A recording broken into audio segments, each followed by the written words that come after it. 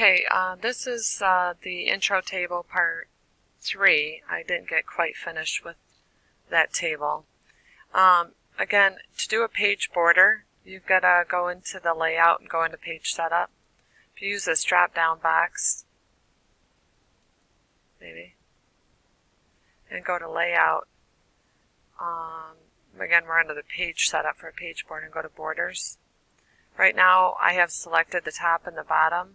So you want to make sure you're under page border, and then I did more of the custom tab and chose some art, and then I chose just the top and the bottom.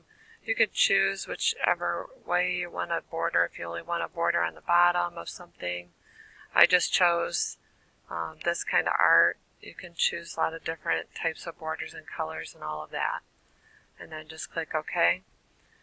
Then you want to save your document. So at this point, to be graded and get the full points, I have my name and everything's, this is horizontally centered, which means left to right it's centered. Vertically centered means I have equal amount of space in the top and bottom. I inserted a table that's 3 rows and 4 columns.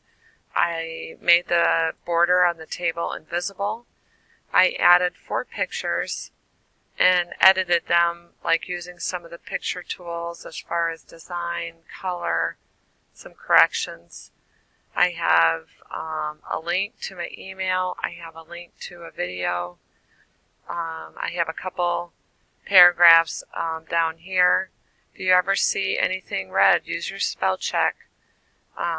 If you go to mailings, if you go to review and then spelling and grammar, you can always check your spelling and grammar to make sure you have this doesn't like my name, but other than that, check your work that way. And so once you have that done, go ahead and click save. And then before you upload it to YouTube or to Google Classroom, you want to go to Save As and save it in your same folder as your Word assignments, and then save it as a PDF file. You can leave it as the same name and then click Save.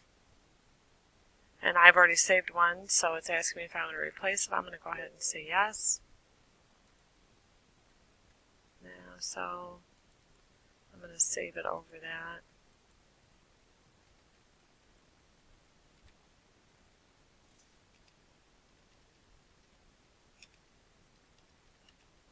Okay, so I'm just going to change the name of this one here. And then you save it as a PDF, and then it should come up. Once you save it as a PDF, it'll like open up a little preview for you, so you can kind of see what it's going to look like.